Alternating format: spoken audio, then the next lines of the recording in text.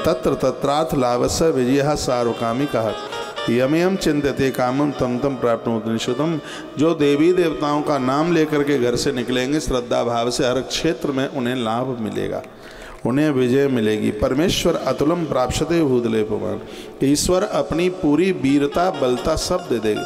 कृष्ण भगवान ने अपना सब कुछ अर्जुन को दे दिया, क्या नहीं दे दिया? अर्जुन को अजय बना दिया। कृष्ण के अलावा अर्जुन को कोई जीत भी तो नहीं पाया था, कोई नहीं जीत पाया पारत को, अर्जुन को। आप कहेंगे अर्जुन पराजित हो गए थे, भीलों ने लूट लिया था, रास्ते में अर्जुन को पराजित कर दिया था। नहीं, पितामह भीष्म जिसको पराजित नहीं कर पाए, कर्ण जिसे पराजित नहीं कर पाए, भील क्या उन्हें पराजित करते। भगवान ने सोचा एक मैं ही हूँ अजय।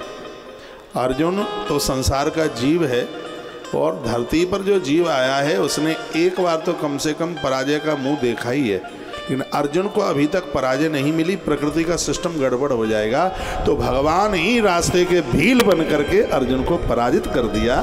मनुष्यों की ताकत नहीं थी कि कोई अर्जुन को परास्त करके बता देता। एक ऐसा भगवान है जो अजय है, जीत को सके अजय रघुराई। माता जानकी ने बात कही थी, तो क्या सुंदर बात कही है। परमेश्वर तुलम प्राप्यते भूतले पुमान। जो देवी देवताओं का स्मरण करते हैं भगवान अपनी शक्ति उन्हें प्रदानित कर देते हैं, भगवान अपनी ताकत दे देते हैं, अपनी शक्ति उड़ेल देते हैं उन्हें। परमेश्वर मतुलम प्राप्यते भूतले पुमान। बड़ा अद्भुत श्लोक है कवच का। कहा हुआ व्यक्ति जिस अभीष्ट वस्तु की प्राप्ति करना चाहता है वो सब मिल जाता है। कवच से सुरक्षित मनुष्य निर्भय हो जाता है। ये 45 नंबर का बड़ा अद्भुत श्लोक है। दुर्गा सप्तशती आप रखते ही होंगे। निर्भयो जायते मरता संग्रामेश्व पराजिता। वो निर्भय हो जाता है, निडर हो जाता है।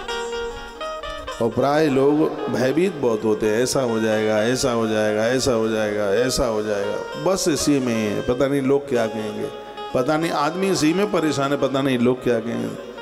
तुम कुछ गड़बड़ करो ही मत तो लोग क्या कहेंगे, उसकी काहे को आप चिंता कर रहे हैं। दुर्गा कवच का पाठ करने वाला व्यक्ति निर्भय होता है, निडर होता है, उससे कोई अपराध नहीं हो सकता। यह दुर्गा कवच की बहुत बड़ी महिमा है। और फिर कहा तलुक्यत भवेत पूज्य कवचेना पुमान। पूरी दुनिया उसकी पूजा करेगी, आदर करेगी, लोग उसके चरणों में गिर पड़ेंगे जो माता रानी के कवच का पाठ करेंगे। तो ये बात जो कही गई है वो बहुत ज़्यादा अद्भुत है। जो प्रतिदिन नियम पूर्वक तीनों संध्याओं के समय श्रद्धा के साथ इसका पाठ करता है उसे देवी कला प्राप्त होती है। 8 सिद्धि है ना, अड़िमा, महिमा, लघिमा, ये जो सिद्धियां हैं ये माता रानी की कृपा से आ जाती है। जो आप नित्य पूजन करते हैं, कोई भी आप रोज सुंदरकांड करो तो सिद्धियां आ जाएंगी, रोज हनुमान चालीसा करो तो सिद्धि आ जाएगी, महादेव का अभिषेक करो, गोपाल से स्नान करो, नित्य जो भी कोई कार्य आप करते हैं उससे सिद्धि। आप में ऐसे बहुत लोग हैं आपको पता नहीं है, जब आपका किसी ने चरण छुआ था और आपने उसके लिए जो आशीर्वाद दे दिया वो फलीभूत हो गया, ना तो लेने वाले को पता लगा ना देने वाले को पता लगा। ये कब होता है? जब नित्य पूजा, आराधना, साधना, देवी सत्कर्म आप करते हैं। आप नियम से भी गणेश के ऊपर दूर्वा चढ़ाते हैं एक उदाहरण के तौर पर, तो उससे भी सिद्धि मिल जाएगी। गणेश साधना में वर्णन है, आप माँ को फूल चढ़ाते हैं और रोज चढ़ाते हैं, एब्सेंट नहीं होने देते। महादेव को आप बेलपत्री चढ़ाते हैं, बेलपत्र में तो बहुत शक्ति छिपी हुई है, बहुत बड़ी ताकत है। इस कलयुग में तो भगवान शिव को सिद्ध करने के लिए बेलपत्र बहुत बड़ी ताकत है।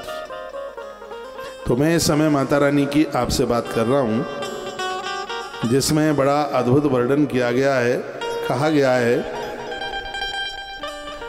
कि जो प्रतिदिन नियम पूर्वक 3 बार दिन में, सुबह भी, दोपहर में भी और शाम को भी, दुर्गा कवच का पाठ श्रद्धा से करता है उसे देवी माता की कला प्राप्त हो जाती है, उसे अष्ट सिद्धियां मिल जाती हैं।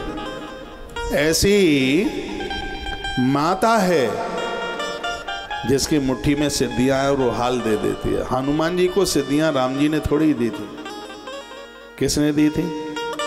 अष्ट सिद्धि नव निधि के दाता, अष्ट सिद्धि निधि के दाता, असवर दीन जानी की माता, अष्ट सिद्धि निधि के दाता, अष्ट सिद्धि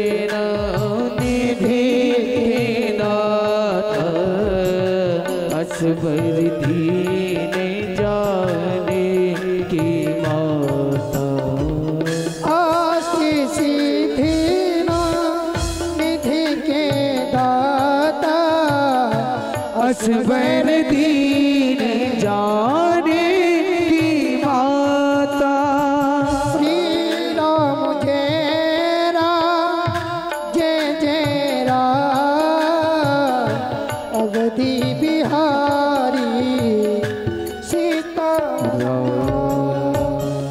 यह वरदान आशीर्वाद तो माता जानकी ने दिया। जानकी माता क्या है? जिसको आप माता वैष्णो देवी के रूप में जानते हैं, महाकाली, महालक्ष्मी, महासरस्वती।